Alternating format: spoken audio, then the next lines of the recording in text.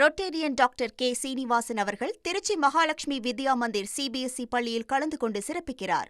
கரூர் கூட்ட நெரிசல் வழக்கில் சிபிஐ விசாரணை தேவையற்றது என்று திமுக செய்தி தொடர்பு குழு தலைவர் டி.கே.எஸ். இளங்கோவன் தெரிவித்துள்ளார்.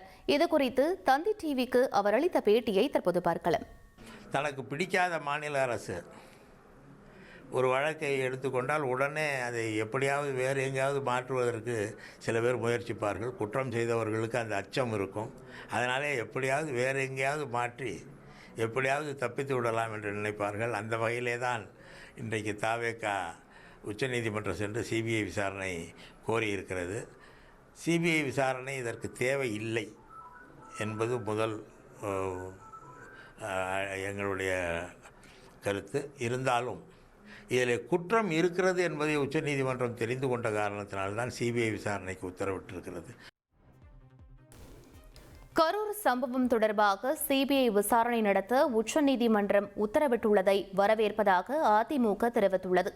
நியாயமான பாரபட்சமற்ற விசாரணை என்பது மக்களின் உரிமை என்ற அடிப்படையில் அளிக்கப்பட்டுள்ள இந்த உத்தரவை வரவேற்பதாக அதிமுகவின் அதிகாரப்பூர்வ எக்ஸ் தள பக்கத்தில் தெரிவிக்கப்பட்டுள்ளது.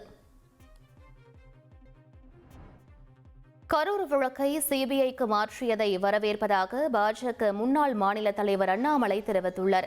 திமுக எம்பி டி.ஆர். பாலு தொடர்ந்த அவதூறு வழக்கில் சைதாப்பேட்டை நீதிமன்றத்தில் ஆஜரான பிறகு செய்தியாளர்களை சந்தித்த அவர், கரூர் வழக்கு 41 உயிர்கள் சம்பந்தப்பட்டது என்றும் இதனை சிபிஐ விசாரணை நடத்த உச்சநீதிமன்றம் உத்தரவிட்டிருப்பது வரவேற்கத்தக்கது என்றும் கூறினார்.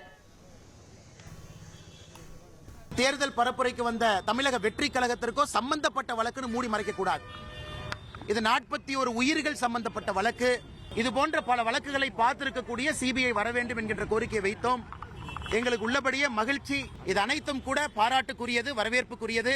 அதனால் நிச்சயமாக சம்பந்தப்பட்ட நபர்கள் தண்டிக்கப்பட வேண்டும், நீதி வெல்ல வேண்டும். இப்ப சீமானன் அவர்கள் சிபிஐ விசாரிப்பது மாநில தன்னாட்சிக்கு எதிராக இருக்கு. இப்ப சீமானன் ஏன் பதட்டப்படுறாருன்னு தெரியல. கரூரில் உயிரிழந்த உறவுகளின் குடும்பங்களுடன் தங்களது பயணம் எப்போதும் தொடரும் என தாவேக தேர்தல் மேலாண்மை பொதுச் செயலாளர் ஆதவ் அர்ஜுனா கருத்து தெரிவித்துள்ளார்.